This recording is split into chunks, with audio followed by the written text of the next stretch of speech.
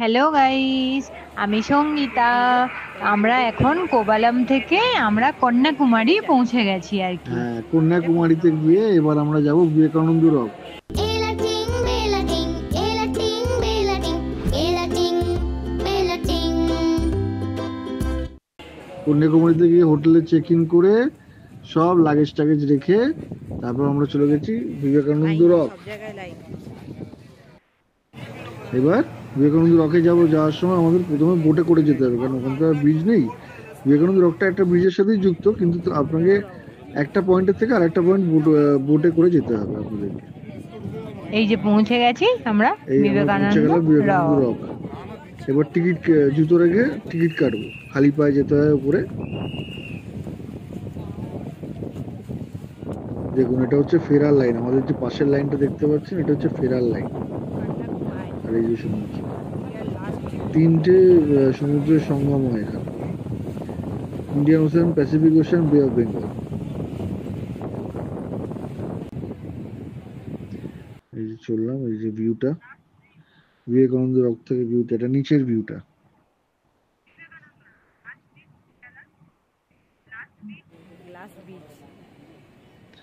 হ্যাঁ, এটা হচ্ছে একটা গ্লাস ব্রিজ, এটা নতুন তৈরি করা হয়েছে একটা জায়গা থেকে আরেকটা। এখান থেকেও আগে বোট ছাড়তো, যেখানে আমরা দাঁড়িয়ে আছি এখান থেকেও আগে বোট ছাড়তো, সেটা বিবেকানন্দ রক অব্দি পৌঁছে দিত। কিন্তু এখন একটা ব্রিজ তৈরি করেছে ওরা, গ্লাস ব্রিজ, ইন্ডিয়ার ফার্স্ট গ্লাস ব্রিজ। সেটা বিবেকানন্দ রকের সাথে পুরো যুক্ত, যাতে ইজিলি ট্রাভেল করা যেতে পারে, আর বোটের না করলেই হয়। এই যে গ্লাস বোটের ব্রিজ। ভরসা এই যে গ্লাস ব্রিজটা।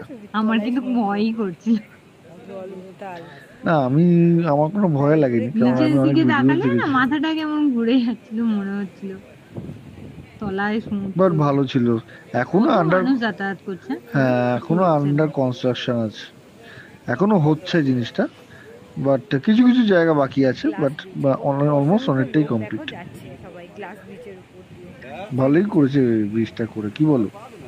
হ্যাঁ, ভালোই করেছে, কিন্তু ভয়ের ব্যাপার, এত মানুষ যাচ্ছে তবু কিছু হচ্ছে না। আমার ভয় লাগছিল একটু, ভেঙে আমি পড়ে গেলে আবার সাঁতারও জানি না, দেখেছো? উম, আমি ছিপ দিয়ে তুলে নিতাম, আর কি হতো।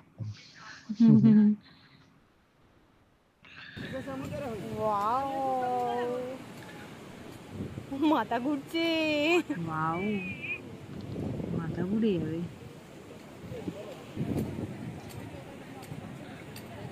এই হচ্ছে বিবেকানন্দ রক। দেখো, ভিতরে একটা বিবেকানন্দর পায়ের ছাপ ছিল, কিন্তু সেটা আমরা ফটোতে আনতে পারিনি, ভিডিওতে, বিকজ ওখানে ফোন অ্যালাউ ছিল না। হ্যাঁ, বড় বড় জায়গাতে, অনেক জায়গাতেই হয়।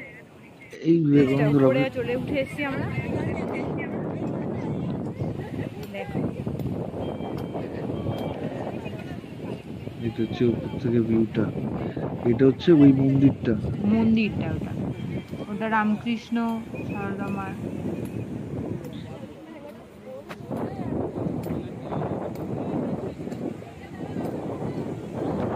কারণ স্বামী বিবেকানন্দ রামকৃষ্ণ আর সারদামায়ের পরম ভক্ত ছিল, তাই ওদেরও মন্দির করা হয়েছে।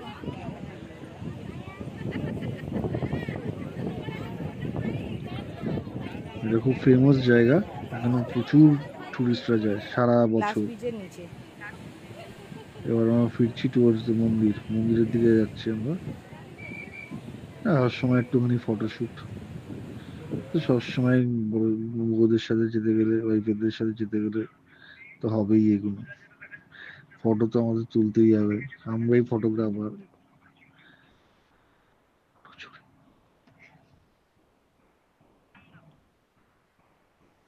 দেখো সমুদ্রের উত্তাল। এটা একটা জানলা টাইপ হচ্ছিল, মানে হ্যাঁ ওই, এই দেখো কি সুন্দর মন্দিরটা দেখো। হ্যাঁ,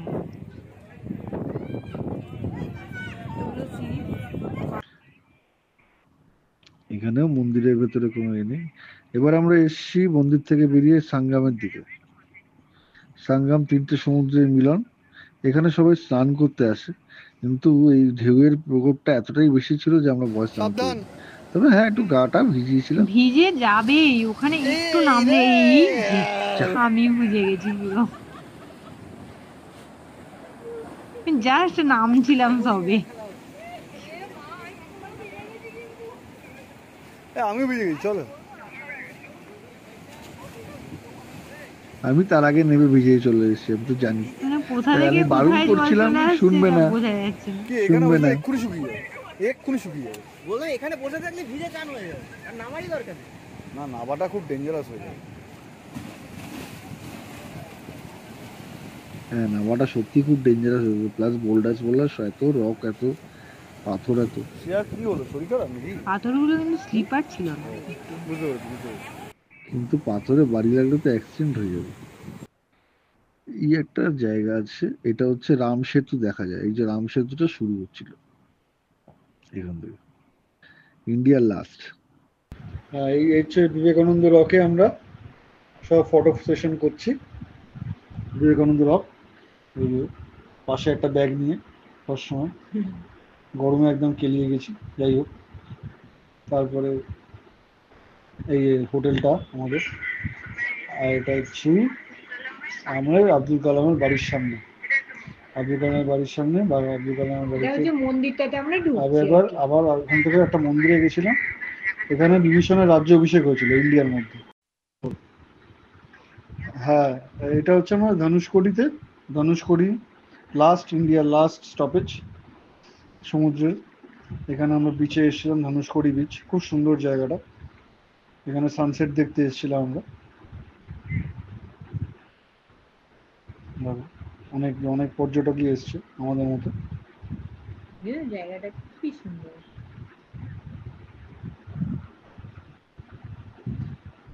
এবার এখান থেকে বিচে নামবো, এই যে বিচের জায়গাটা দেখা যাচ্ছে, এখান থেকে নেবে ফটো সেশন করবো। এই যে ফটো সেশন চলছে, এই বিচে নামছি আস্তে আস্তে। এই দেখ ক্ষেত শুরু, চুলের ক্ষেত দেখেছো? সারাক্ষণ মোবাইল নিয়ে আমাকে ফটো তুলতে হচ্ছে, পার্সোনাল ক্যামেরাম্যান। হাজবেন্ডরাই তো ফটো তুলি। সে তো নিশ্চয়ই, সে তো নিশ্চয়ই। কি সুন্দর ফটোগুলো তুলেছি। এটা হচ্ছে রকটা, এটা হচ্ছে সেই মন্দিরটা যেখানে বিভীষণের রাজ্য অভিষেক হয়েছিল। আর এই যে ধনুষকোটি ব্রিজের সামনে আমাদের ফটো সানসেট। এটা এই মন্দিরটায় ঢুকছি, আর ফটো নেই এর মধ্যে, কারণ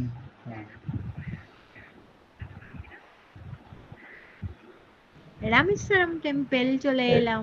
এবার আমরা চলে এলাম রামেশ্বরম টেম্পল। আমরা ভোরবেলা 4:30টার সময় উঠে রামেশ্বরম টেম্পলে রওনা দিয়েছি, কারণ ওখানে একটা আরতি হয়, সেই আরতি দেখতে হবে 5টার মধ্যে ঢুকে। তাই আরতিটা দেখে টুকে দেখে দেখে। আর এটা হচ্ছে মীনাক্ষী টেম্পল। প্রথমটা দেখালাম রামেশ্বরম টেম্পল, এটা দেখাচ্ছি মীনাক্ষী টেম্পল।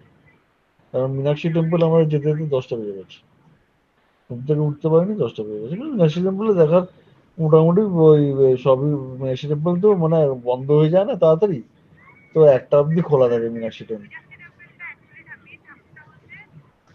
তাই আমরা একটু লেটেই বেরিয়েছিলাম। এটা হচ্ছে মীনাক্ষী টেম্পল। আমাদের পুজো দেওয়া হয়ে গেছিল, ভিতরে তো ফটোশুট করা যায় না, ওই জন্য আমরা করতে পারিনি। বাইরের দিকে করছি।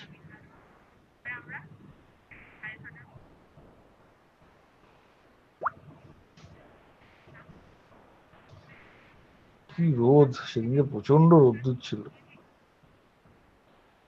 কষ্ট হচ্ছিল লিটারি। বাট হ্যাঁ, মীনাক্ষী টেম্পল খুব সুন্দর, ভেতর থেকে খুবই সুন্দর। 7 ওয়ান্ডার্স অফ দ্য ওয়ার্ল্ড এর মধ্যে মীনাক্ষী টেম্পল পড়ে, আপনারা জানবেন হয়তো। এই যে এই যে কিছু ফটো, আবার ফটোশুট হয়েছে। অ্যাকচুয়ালি মন্দিরটাতে না কাজ হচ্ছিল আর কি, ওই জন্য এই যে ইয়ে দিয়ে এরকম ভাবে করা, ভিতরটাতে পুরো কাজ, কিছু এখন ওদের কাজ চলছিল। এইটা হচ্ছে রামেশ্বরম, এটা হচ্ছে সানরাইজ হচ্ছে। এটা আমরা আবার রামেশ্বরমের দিকে গেলাম। একবার একবার মীনাক্ষী টেম্পল দেখাচ্ছে, রামেশ্বরম টেম্পল। এই যে রামেশ্বরমের রাস্তা, এই ধনুষকোটি রাস্তা, এটা রামেশ্বরম না, এটা ধনুষকোটি। আমরা ধনুষকোটিও গেছিলাম। এবার আসবে রামেশ্বরমের রাস্তা।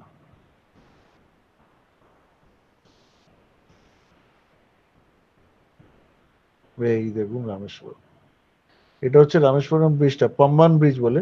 পাম্বান ব্রিজের ওপর থেকে ভিউটা এটা হচ্ছে বাঁ সাইডেরটা, মানে আমরা যেখান থেকে আসছিলাম, আর এটা হচ্ছে সেই রেল, এই কোনকান এক্সপ্রেস যেখান দিয়ে যায়।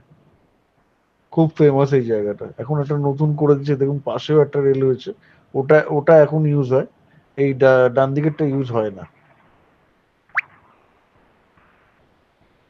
ওখান থেকে ট্রেন যাতায়াত করে নতুনটা থেকে। One of the scenically beautiful place I have ever seen. জলটা দেখুন কত সুন্দর, তিনখানা কালারের জল, একটা সবুজ, একটা নীল, একটা কালোটে।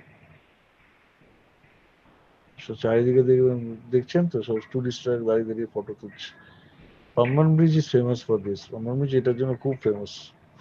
প্লাস চেন্নাই এক্সপ্রেস যে সিনেমাটা হয়েছিল, কিন্তু এই পাম্বান ব্রিজের উপরেই শুটিংটা হয়েছিল, আর ওই রেলটা দেখিয়েছিল, রেল লাইনটা, নিচের রেল লাইনটা পুরোনোটা।